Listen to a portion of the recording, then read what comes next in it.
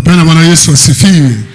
Naanza kusoma maandiko katika kitabu cha Mathayo sura ile ya 7 kuanzia mstari wa 13 mpaka mstari wa 25.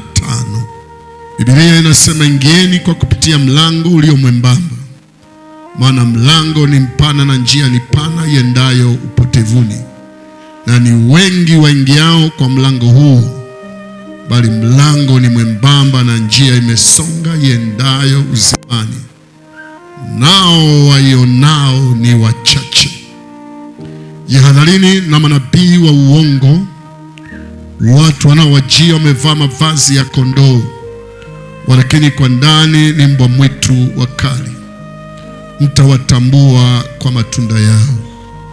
Je, watu huchuma zabibu katika miiba au tini katika mibaruti? Vivyo hivyo kila mti mwema huzaa matunda mazuri, na mti mwovu huzaa matunda mabaya. Mti mwema hauwezi kuzaa matunda mabaya, wala mti mwovu kuzaa matunda mazuri. Kila mti usiozaa tunda zuri hukatwa ukatupwa motoni. Ndiposa kwa matunda yao mtawatambua. Si kila mtu aniambiaye Bwana, Bwana atakayeingia katika ufalme wa mbinguni, bali ni yeye afanyaye mapenzi ya Baba yangu aliye mbinguni. Wengi wataniambia siku ile, Bwana, Bwana, atakufanya unabii kwa jina lako, na kwa jina lako kutoa pepo, na kwa jina lako kufanya miujiza mingi? Ndipo nitawaambia dhahiri, sikuwajua ninyi kamwe.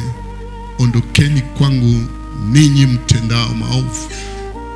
Basi kila sikia hayo maneno yangu na kuyafanya atafananishwa na mtu mwenye akili aliyejenga nyumba yake juu ya mwamba. Mvua ikanyesha, mafuriko yakaja, pepo zikavuma, zikaipiga nyumba ile isianguke, kwa maana misingi yake imewekwa juu ya mwamba. Amen. Wapenda, Bwana Yesu asifiwe. Nina ujumbe wangu ni mfupi tu, nitahubiri kwenye eneo dogo tu. Nimesoma maandiko mengi, lakini nitakuwa na ujumbe mfupi. Mimi kwenye kichwa cha somo nimechukulia mstari ule wa 24 na 25 tu, ndio ambao unabeba ujumbe wangu, ambao unasema hivi: basi kila sikiaye hayo maneno yangu na kuyafanya atafananishwa na mtu mwenye akili aliyejenga nyumba yake juu ya mwamba. Mvua ikanyesha, mafuriko yakaja, pepo zikavuma, zikaipiga nyumba ile isianguke, kwa maana misingi yake imewekwa juu ya mwamba. Kwa mimi nimeandika kichwa kwa namna hii: jitahidi kutafuta kwa bidii kuwa mwenye akili kiroho. Kwa nini? Kwa sababu hapa mwandishi, ukiangalia haya maneno aliyoandika ya Yesu Mathayo, Yesu neno lake la msingi alikuwa anataka kuwaambia wanafunzi kwamba wengi watataka kuingia katika ufalme, lakini akatofautisha njia mbili.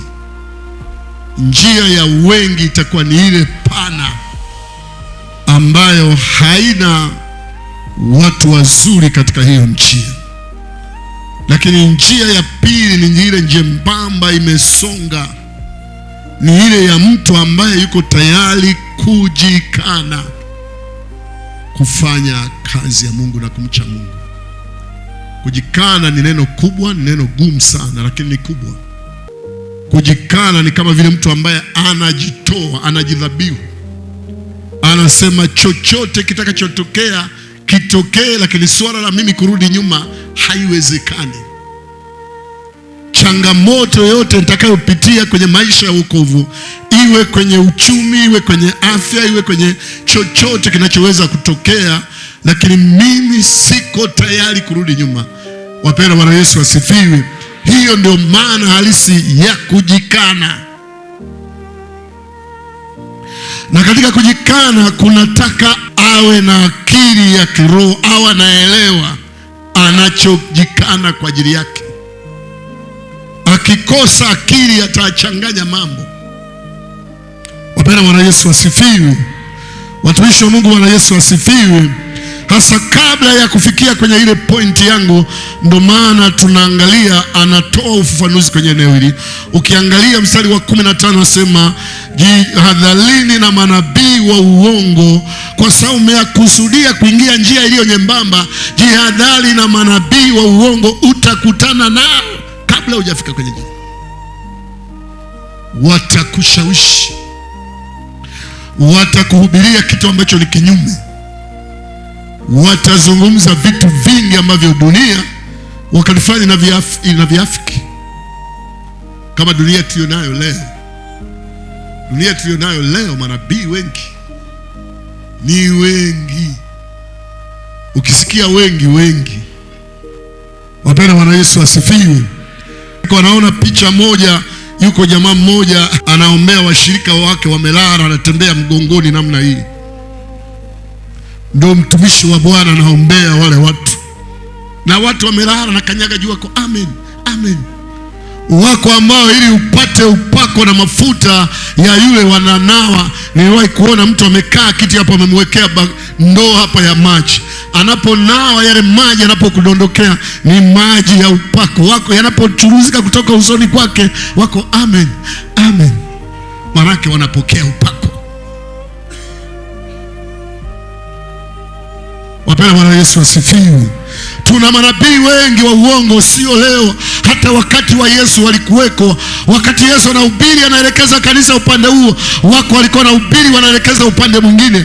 Na ndio maana akasema jihadharini nao, maana walikuwepo hata wakati wa Yesu, walikuwepo upande wa mitume, wapo mpaka leo manabii wa uongo. Ukikuta mtu yote ahubiri kweli ya kwenda mbinguni, huyo ni nabii wa uongo. Wapenda Bwana Yesu asifiwe. Maana kusudi la ibada la injili ni kuwafanya watu wafike mbinguni. Na ndio maana Yesu akatoa picha kwamba njia ni nyembamba sana ya wanaotaka kwenda mbinguni, lakini ya wale ambao hawana shida na mbinguni, wana shida tu ya kuabudu, wao wanakuwa wengi tu, maana haina masharti. Yaani vyovyote, uende kanisani umelewa sawa, uende ukiwa na mitara sawa, uende ukiwa na mganga wako wa kienyeji sawa, uende ni wewe ni mzushi sawa, uende ukiwa muongo sawa, ukienda uwe na hawara sawa, ukienda uwe na chochote sawa, hata kama unaenda kuabudu mizimu sawa, na yenyewe ni dini. Ndio maana akasema hiyo itakuwa na wengi. Mimi huwa natolea utafiti katika mambo mengi. Labda nianze nikukumbushe, tunaanza na wale ambako wako duniani. Duniani wana ibada zao. Wanyakyusa wana miungu yao, wana ibada zao, wanaitwa masietu. Kale ka kitongoji kasuma tu kana masietu 5. Watumishi wa Mungu, Bwana Yesu asifiwe. Kwa yako mengi. Ukija hii huku, ukienda upande huu, unapoenda Kanyasa au Kikuyu, nilikuwepo hapa pembeni hapa, lipo mpaka Leweti, yako mawili pale. Ukienda mwingine ndio ibada zao wanazofanya pale. Hilo tunaliweka ni kundi, na wale wanaabudu miungu au mamiungu au mizimu. Tunakuja kundi linalokuja kanisani. Kanisani na mwenyewe tunapishana. Wako ambao wanakubali kabisa mitara. Niwahi kukutana na dini moja, anasema bwana, yani tu cha msingi wawe wawili wao wanaongea wawili. Usioe 3 au 5. Kama umeamua kuoa wengi, basi ukifikisha 5 ongeza 6, ili wagawanyike wawe wawili wanaongea wawili. Lakini ukioa 3 umekosea, na lazima uongeze 4. Na wao wana logic yao, wanasema kuliko kuwaka tamani heri kuoa, maana kuoa unakuwa tayari umeshajitambulisha, umetoa na mahari. Kwa hiyo sasa uko huru kwa sababu umeshatoa na mahari. Na yenyewe tunaweka